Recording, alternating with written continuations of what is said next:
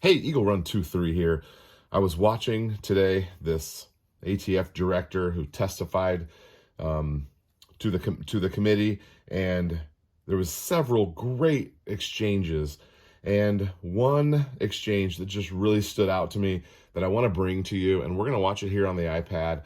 I wish I had a way to bring up the picture-in-picture, but I don't know how to do that, so we're going to do this old school here. This is Mr. Adam Schiff. I believe he's from California, and he starts off here by thanking the ATF director, but I'm going to let it play here for a second, and then we're going to talk about it. All of the volunteers from Mom is a Man Action, and thank you for being here. Thank you for your advocacy around the nation.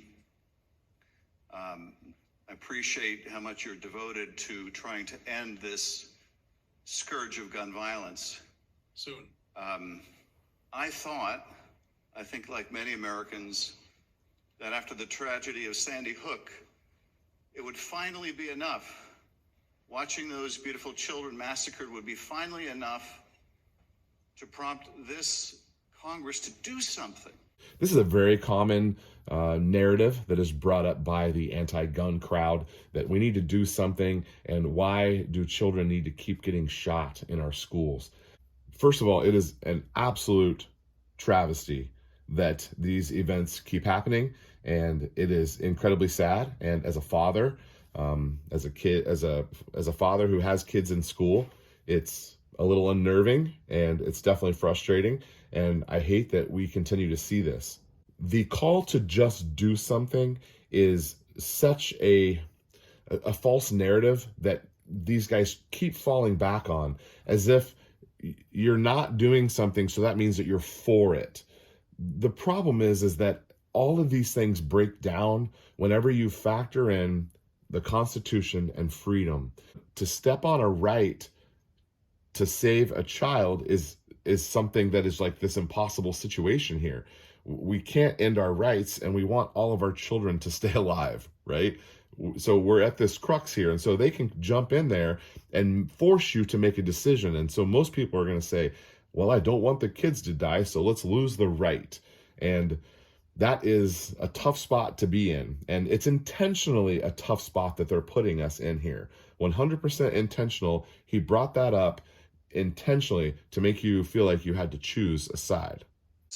Congress to do something to stop this insanity. But it didn't. Tragically, so many members of Congress learned a very different lesson, that they could just wait it out. They could wait out tragedy after tragedy after tragedy, and they would have to do nothing. And indeed, on the other side of the aisle, it's just gotten worse. It's just gotten worse. Whenever you see a disparity between what the American people want and what they get, there's usually a powerful special interest at work. And here, the American people desperately want an end to this epidemic. They want common sense gun safety legislation. He's saying that there must be something else at play. This is another very common talking point used by the anti-gun crowd. A lot of times you'll see the NRA as the boogeyman. A lot of times you'll say big money, corporation, even the gun companies themselves, as if they can paint a picture that puts blood on the hands of the NRA, blood on the hands of the gun companies, and as if there's someone who needs to be blamed for this, and that would be the do something fix that would just make all this go away. Now, you, as the intelligent people that you are who are watching this video, you understand that he's completely wrong with this narrative. It is a bad argument, it is a weak argument, and it would never stand up if he were facing someone face to face in a debate. It's maybe possible that the NRA at some point was some large lobby group, but their powers have been stripped and stripped and stripped from a money perspective. They are not nearly as powerful as they were, and that is continuing to decline as people have seen through some of the shenanigans that they've been involved in. I myself was an NRA member at one point, and that was probably over 15 years ago, maybe as much as 20 years ago. I am not an NRA fan. I've not given them any money. And finally, they quit mailing me. There are much better gun organizations out there. And for someone to say that there's big money in guns because the politicians are getting money from the NRA, If you look at the numbers, which I don't have them here to show you, but if you're interested in this, if you look at how much money is given by different industries, you will see that following the money won't get you very far in the gun community. The gun lobby, while it does exist, it is not this major powerful throwing money at all these senators in order to keep these school shootings going. It is a completely false narrative, and it needs to end, and you need to challenge people whenever they bring that crap up. Gun owners like myself have continued to bring up the fact that we have spent so much money in Ukraine. That money would easily protect and harden our schools. The fact that we have taken away the ability for the schools to be able to defend themselves and made themselves an easy target. Just with this last tragic accident, the person who said they chose one school over another because there wasn't a security guard there. That alone shows you that a even slightly hardened target is going to be a deterrent for these people. Now, it is interesting that we've had, up until 1986, we've had automatic weapons available to the general public. There's more guns today than there's ever been. And people will say, there's more shootings today than there's ever been because there's more guns today. That is another completely false argument that makes no sense, and it would not stand up if you look at the numbers.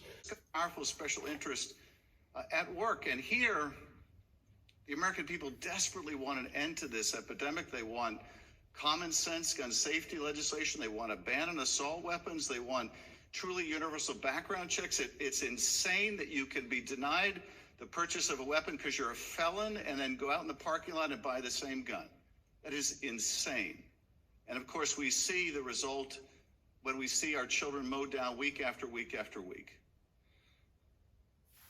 And it's not like there aren't answers to this. It's not like there aren't things that work. There are things that work, like a ban on assault weapons and a ban on high-capacity clips. And yes, it won't stop every shooting, it won't stop every mass shooting, but it'll stop a lot of them. So interesting here that he brings up that he has suggestions of things that work, and he immediately goes to the assault weapons ban.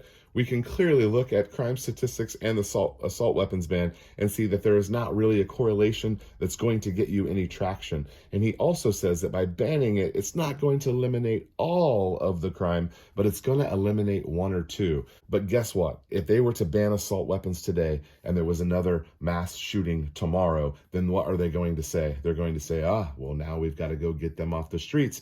Now we've got to go and eliminate more and more and more and more. And this is a never-ending journey that they're bringing us on. It is a never-ending journey. It only ends when there is no more Second Amendment. Yes, it won't stop every shooting, it won't stop every mass shooting, but it'll stop a lot of them, and it'll make the ones that happen far less lethal. I mean, the GOP has become the party of wanting guns with more lethality, capable of killing more people, capable of killing more kids and more cops. Now, I'm sure they don't actually want cops and kids to die, but it's the effect of their actions, it's the effect of their inaction that people are dying. People forget that freedom and liberty are dangerous. Dangerous freedom, that is a real thing. You are putting a lot of trust and faith in your fellow man in order for them to make the right decisions, but you also have to have a system in place that punishes these people who don't follow along with what we've decided our laws are for our social norms and our values. Speaking of values, the number one reason why there are more shootings today than there were 20, 30, 40 years ago is because our values have been massively eroded, insanely eroded, to the point to where you could barely say that we even have any values. Recently, there was a study that they went through and they asked people how important is patriotism. And they compared numbers from the 90s to numbers of today. And it is astronomical that there's like 80-90% of people say patriotism was important in the 90s. And you look at it now and it's like in the teens or 20s. On down the list with community, family, all of these terms that we hold near and dear to us, today they are less and less important to the populace at large. And it's because it's been eroded. Everything from family values, marriages, having children. One of the things listed was how important is it to you have children. In the 90s, it was like 80 or 90%. And if you ask today, it's like in the teens and 20s again. It's not important that people have children. Patriotism is not important. Community, all of these things, church, all of these things are not important anymore. And that is the reason, because the most ultimate thing that you can do is go to a school and shoot innocent people. And that is the number one thing, top of the list, that is the worst thing that humans can do. And that is what people do when they are desperate, when they are sad, when they are lonely, when they are depressed, when they have all of the things that are going wrong in their life and they want to hurt someone. They hurt someone who is innocent and indefensible. And there's no reason why we should allow that. And there's no reason why we can't stop it. And it will not be stopped by a background check or an assault weapons ban. That will do nothing. That will do absolutely nothing to stop shootings. I know that many of you know this. It was so frustrating to watch this. It goes on for several more minutes. If you want to watch the whole thing, it was streamed today. Several channels have it. According to my YouTube analytics, virtually all of my subscribers are also subscribed over to the Guns and Gadgets Second Amendment News channel. He does a great job. You can go check some of his content. But I was just particularly annoyed by this Mr. Schiff from California, and I wanted to bring it to your attention. Eagle Run 23, thank you guys for watching. We'll see you next time.